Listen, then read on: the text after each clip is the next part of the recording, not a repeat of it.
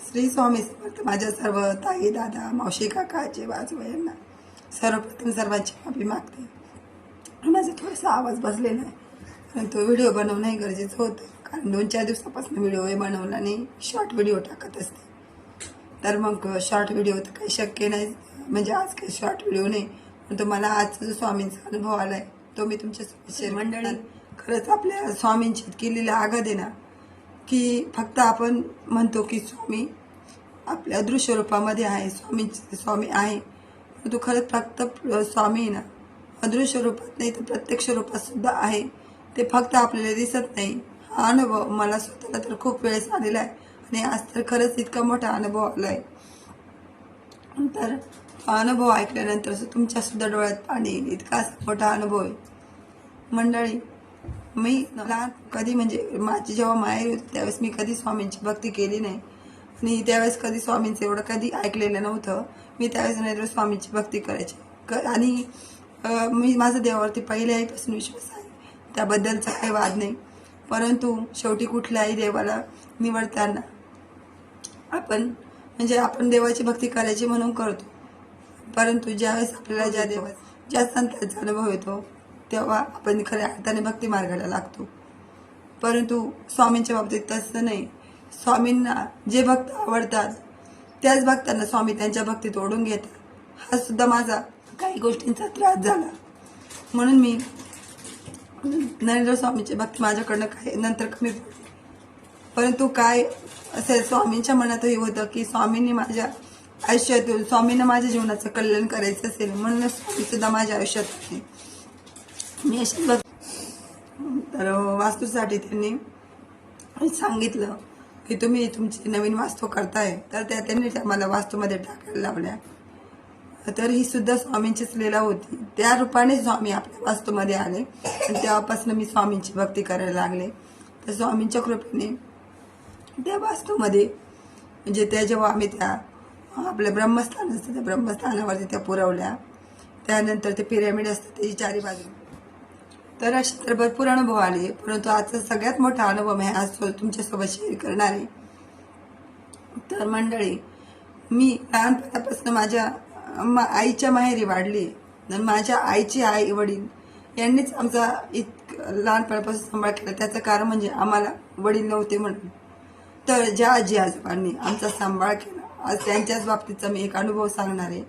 तर माझी जी आजी आहे, आईची आई, तिला आहे ना 2 महिन्यापासून कमरेचा इतका त्रास होतोय का तिला आहे ना उठताही येत नाही आणि बसताही येत नव्हतं. मी सगळे खूप दवाखाने करून झाले बऱ्याच ठिकाणी. तिला म्हणजे इथं आम्ही जिथे राहतो तिथे सुद्धा दवाखान्यात तिथं तिला 2-4 वेळेस, म्हणजे 2-4 वेळेस काय 8 वेळेस प्रत्येक महिन्याला म्हटलं तरी चालेल, प्रत्येक आठवड्याला म्हटलं तरी चालेल, तिला दवाखान्यात आणून चेकअप करणं वगैरे सगळं चालू आहे. 2-4 डॉक्टर झाले, प्रत्येक डॉक्टरचे औषधही बदलले, परंतु डॉक्टर फक्त म्हणतात कमरेचा त्रास आहे, औषध वगैरे देतात. आता वयामानानुसार त्रास होतो, मान्य आहे, वयामानानुसार प्रत्येकाला त्रास होतो, परंतु तिला इतका त्रास व्हायचा की तिला म्हणजे असं उठता बसता येत नव्हतं, झोप सुद्धा शांत लागत नव्हती. मग आणि त्यात मग पुन्हा एक सोनोग्राफी केली तिची. तर मग आता तिची सोनोग्राफी केली, तर मला टेन्शन येतं. त्यामुळे माझ्या माहेरच्याने मला काहीच सांगितलेलं नव्हतं, परंतु काल परवाच्या दिवशी आम्ही एका कार्यक्रमाला त्यावेळेस त्या सगळ्या गोष्टी कळाल्या. तर मग तिची जेव्हा सोनोग्राफी केली ना, त्या सोनोग्राफीच्या वेळी डॉक्टरांनी असं सांगितलं की ना कदाचित गाठ वगैरे असू शकते मोठी गर्भपिशवीच्या वेळी तिथे, त्यामुळे हा त्रास होतोय. तर रिपोर्ट आल्यानंतर आपण जर ऑपरेशन करायची वेळ आली तर करावं लागेल असं डॉक्टरांनी सांगितलं.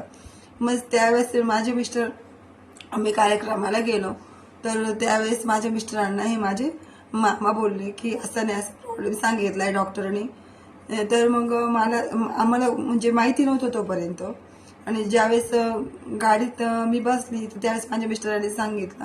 म्हटलं म्हणजे मी मिस्टरांना सहज बोलली की आजीची इतकी तब्येत जसं कंबर दुखतंय, म्हणजे माझ्या आईचं इतकं दुखलं ना, इतकं वाईट वाटत नाही, पण माझ्या आजी आजोबाचं जर काही दुखलं ना, खरंच सांगते मला इतका त्रास होतो ना. मला असं वाटतं की माझ्या आजोबांनी आम्हाला जितका जीव लावलाय ना, एक वेळेस आम्हाला काही त्रास झालेला चालेल, परंतु त्यांना त्रास व्हायला नको. म्हणून मला त्या दिवशी खूप टेन्शन आलेलं होतं.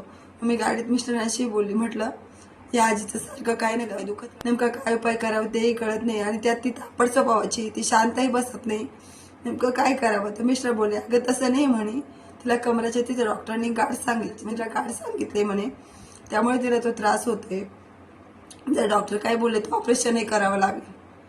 हे जेव्हा मी ऐकलं ना, तेव्हापासनं मला अक्षरशः म्हणजे घरी मी टेन्शन घेते म्हणून माझ्या माहेरच्यांनी मला काहीच सांगितलेलं नव्हतं. पण त्यांना जी गोष्ट माहिती झालेली होती ती जेव्हा मला माहिती पडली ना, मला परवाच्या दिवशी रात्री खरंच खूप टेन्शन आलेलं होतं. मी दुपारी पण खूप टेन्शन घेतलं. जेव्हा शांत बसलं त्यावेळेसच आपल्या मनात खूप विचार चालू असताना, अशा वेळेस मी जेव्हा शांत बसलेली असताना माझ्या मनात खूप विचार चालू होते. तर मी मनात स्वामींनाही म्हटलं, स्वामी काय म्हटलं, एक मी जेव्हा म्हणजे कधी कधी खूप आनंद येतो. आता 2-4 ठिकाणी कार्यक्रमांना जाऊन आणि त्यावेळेस म्हणजे कुठं कार्यक्रमांना वगैरे आपण चांगल्या ठिकाणी गेलं ना, तर त्यावेळेस आपल्याला आपण एन्जॉय करतो, छान वाटतं. पण तुम्ही कुठून कार्यक्रमावरनं वगैरे आणि थोडंसं चांगलं हे झालं पुन्हा माझं टेन्शन उभं राहतं. माझं तसंच झालेलं की कार्यक्रमावरनं आलेलो, कार्यक्रम मस्त झालेला ना, त्या नारळाचा कार्यक्रम होतो, म्हणजे कार्यक्रम असं झाला ते बघून सगळं आनंद वाटला. आणि त्यानंतर घरी आल्यानंतर इतकं टेन्शन ते म्हणजे आजीचं, की असं त्याची एक तर तब्येत बारीक तर बारीक, आणखी पुन्हा काय वाढवा म्हटल्यानंतर ती ऑपरेशनच्या जोगी तिची तब्येतही नाही. मग माझ्या आईला सुद्धा टेन्शन आलं की तिची तब्येत ऑपरेशन जोगी नाही. तर समजा तिची गाठ वगैरे असली, ऑपरेशन करायची वेळ आली तर काय म्हणजे टेन्शन येतच ना. त्यात तिचं वय पण त्या मापाचं नाही. मला ते खूप टेन्शन. मी रात्री सहज स्वामींच्या फोटो जवळ गेली, खूप म्हणजे डोळ्यात पाणी आलं. मी स्वामीने सांगितलं की स्वामी, आमच्या लहानपणापासून ज्या आजी आजोबांनी आमचा सांभाळ केलाय त्यांचं खरंच काहीच दुखू नये. त्यांनी कष्टाने आम्हाला वाढवलंय, खूप कष्ट केले त्यांनी आम्हाला वाढवण्यासाठी, आणि अशा आजी आजोबांचा त्रास आम्हाला खरंच देखवत नाही. तर त्या आजीचे रिपोर्ट नॉर्मल येऊ द्या, तिला त्याचं काहीही निघू देऊ नका. खरंच माझ्या स्वामींची लीला इतकी आगाध आहे की माझ्या स्वामींनी खरंच आज सकाळीच ते रिपोर्ट आले. आणि इथेच पिंपळगावामध्ये म्हणजे इथेच तिला डॉक्टरकडे आणलेलं होतं ना, तर डॉक्टरांकडे माझ्या मिस्टरांनी ते रिपोर्ट चेकअप केले. डॉक्टर त्यांच्या ओळखीचे आहेत. तर त्या डॉक्टरनी काही प्रॉब्लेम नाही, नॉर्मल रिपोर्ट. फक्त शंका असेल की म्हणजे मणक्यात वगैरे गॅप असेल तर तुम्ही तेवढं फक्त MRI करून घ्या एकदा. ठीक आहे म्हटलं, MRI करायचं काहीच वाद नाही, तो करायला तयार आहे सगळेजण. परंतु ती गाठ वगैरे असते असं काही डॉक्टरांनी सांगितलं असतं आणि त्याचं ऑपरेशन करावं लागलं असतं ना, खरंच मला अजून खूप टेन्शन आलं असतं. परंतु रिपोर्ट नॉर्मल आले, ही खरंच स्वामींची कृपा आहे. ही खरंच म्हणजे इतकी स्वामींची कृपा आहे ना, मी तुम्हाला शब्द सांगू शकत नाही. जेव्हा मी रिपोर्ट नॉर्मल आले हे ऐकलं ना, त्यावेळेस मी खरंच मला इतकं स्वामींबद्दल विशेष वाटलं की सगळं स्वामींनी केलं असेल, की स्वामी आपल्या छोट्या छोट्या गोष्टीतनं आपल्याला वाचवतं. मी स्वामींना बोलली होती रात्री की स्वामी रिपोर्ट नॉर्मल येऊ द्या. मी स्वामींना नवस कबूल केलाय. मग माझ्या मनात येतो की मी जे इथल्या केंद्रामध्ये जाऊन मला जे काय करायचं तो नवस मी बोलली, कारण नारळांचं वगैरे. तर तो मला पूर्ण सांगण्यापेक्षा मी जे बोलली ते माझ्या स्वामींसाठी मी एक दिवस केंद्रात जाऊन ते करणारच आहे. परंतु मला सांगायचं तात्पर्य असं आहे की स्वामींचं मला म्हणजे काल रात्रीतूनच इतका मोठा अनुभव आला की सगळी स्वामींची कृपा असेल की स्वामींनीच ते रिपोर्ट नॉर्मल आणले असतील आणि आणलेच हेच मी म्हणत. मला ते ऐकल्यानंतर माझ्या पुन्हा डोळ्यात इतकं पाणी आले की खरंच स्वामींची किती लीला ही आगाध आहे. स्वामी आपल्याला प्रत्येक संकटातून वाचवता, फक्त आपली काही दिवस परीक्षा होते.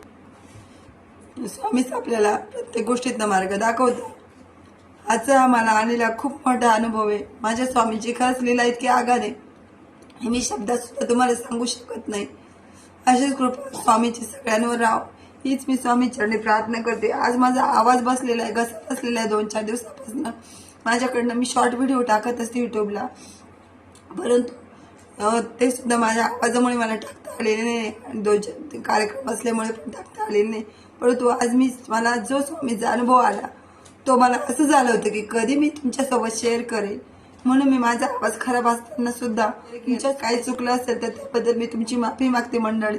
पण खरंच स्वामींची खूप लीला आगाध आहे. फक्त स्वामींची मनापासून भक्ती करा, स्वामींना आपलेसे करा, काही जास्त करू नका. फक्त मनामध्ये स्वामींचा सतत दावा करा, श्री स्वामी समर्थ आणि निशंक हो रे म्हणा, हा मंत्र सतत जपत राहा. स्वामींच्या जास्त फोटो जवळ जाऊन बसून स्वामींचे खूप काही तुम्ही स्वामींजवळ जाऊन बसून मी खूप काही भक्ती करा असं स्वामी सुद्धा म्हणत नाही. माझा स्वतःचा अनुभव, मी सुद्धा स्वामींचं काही नाही, रोज फक्त गायत्री मंत्राची एक माळ, स्वामींची एक माळ आणि शंकरे म्हणा, हा जो आपला तारक मंत्र आहे एवढंच करते.